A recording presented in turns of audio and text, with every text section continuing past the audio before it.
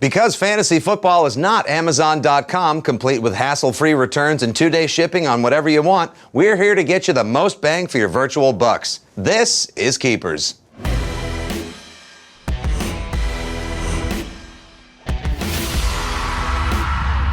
Welcome to Keepers, everyone. I'm Nick Stevens. Matt Ufford is on the Daniel Murphy plan, taking time off to welcome his beautiful new baby girl. We offer him, much like you if you were awarded Trey Mason, Bryce Brown, or Denard Robinson, congratulations. If not, well, we've got work to do, and chances are Boomer Esiason is not pleased with any of us. So let's get into it with starts and sits. Start Jerick McKinnon. In the time it took me to say that, Teddy Bridgewater just threw 2 more interceptions. So Minnesota would be well suited to feed the rock to the speedy rookie soon and often, especially against Tampa's 25th ranked rushing defense. McKinnon has rushed for over 100 yards in 2 of the Vikings' last 4 games and has shown nice hands catching balls out of the backfield. Nice hands and balls. Hooray. Sit Brandon Oliver. Oliver and his first 2 names will have his surprise fantasy success story put on hold for a week as the Chargers face division rival Denver on the short Thursday night turnaround. The Broncos have only given up 130 yards on the ground in October. I know you paid a lot of money for Oliver, kind of like you did your favorite leather coat, but that doesn't mean you wear it when it's 95 degrees outside. Start Ryan Tannehill. You and Joe Philbin would be wise to commit yourself to Tannehill, at least for the week, if not longer, as the third-year quarterback has thrown for over 240 yards and 2 touchdowns in each of his last 3 games. This week, Tannehill faces a Jaguars defense that's 30th against the pass. Expect more of the same, if not better. I'll take better. Sit Joe Flacco. The Bengals and Ravens always play him tight, and in their past 3 clashes, Flacco's thrown 4 touchdowns versus 6 interceptions. So don't count on the guy who threw 5 TDs 2 weeks ago showing up at PBS, Paul Brown Stadium. I mean, maybe Flacco will show up at the other PBS. Start Jordan Reed. Yes, the Niles Paul experiment, which is not the name of a fusion jazz trio, has ended, and the talented Reed is finally healthy and hauling in passes for Washington, with 13 catches for 146 yards over the past 2 games. This week, he faces a Cowboys squad that's given up 7 touchdowns to tight ends this season. This one figures to see a lot of points scored, and Colt McCoy, who has the arm strength of a malnourished 11-year-old, should look Reed's way early and often. Sit Lamar Miller. The running back was given the keys to the Cadillac in Miami when Noshawn and his tiers went down for the season. And what did Miller do? But drive it into a ditch, mustering a measly 3.6 yards a carry versus the subpar running defenses of Green Bay and Chicago. And stopping the run is something his Week 8 opponent, Jacksonville, can actually kind of do, aside from lose and be sweaty.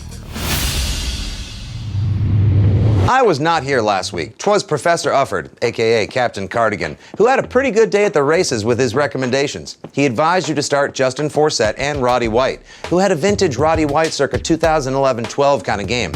He also thought it would be wise to sit Steven Jackson, as well as Zach Stacy, who's now lost his job to Trey Mason and still has a girl's first name for a last, so keep on doing that. However, Mr. Ufford did say you might want to start Jonathan Stewart, who, yes, was facing the Packers and their generous rushing defense. But Carolina running backs in general are like conversations about money and politics at the dinner table and passengers flying in from Dallas who are sweaty and coughing. They are to be avoided at all costs. Buy low on Carson Palmer. The bearded old ball slinger does come with some risks, having missed 3 of his first 6 games this year with nerve and neck issues.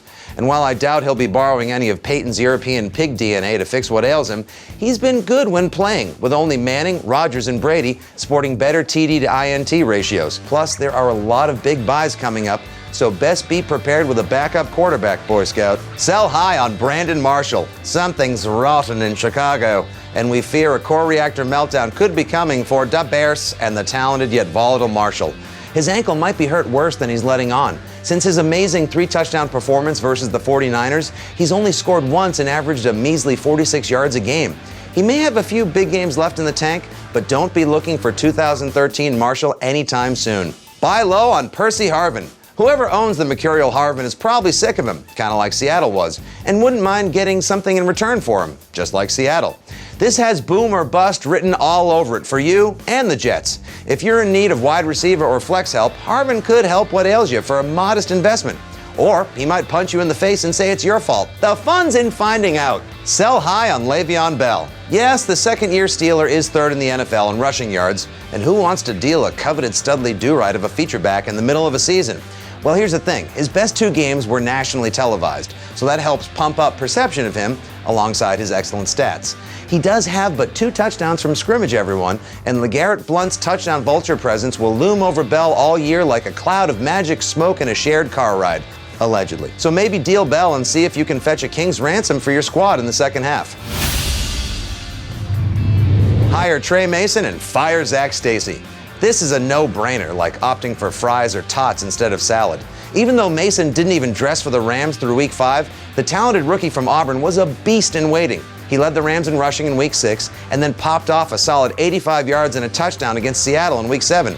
Meanwhile, Zach Stacy got just 1 snap. Weak sauce. Also, hire Malcolm Floyd and fire Cordarrelle Patterson. We all know Malcolm Floyd is 1 gust of wind away from a grade 3 hamstring strain, but he's still healthy. And the Phillip Rivers renaissance is in year 2 and shows no signs of stopping anytime soon. Only 20 wideouts have more yards than Floyd, and Keenan Allen is still allergic to the end zone. As for Patterson, well, he's got game-changer potential, but with quarterback play in Minnesota that's as steady as a drunk guy standing on a seesaw, Patterson, who's gone 4 straight games with 2 catches apiece, will continue to suffer. #free Cordarrelle. And there we have it, folks. Real advice for a pretend game. As always, we wish you the best of luck. And please hit us up for advice anytime at SBNation.com or on Twitter. Set your lineup, say your prayers, and eat your vitamins, Hulkamaniacs. We'll see you next week.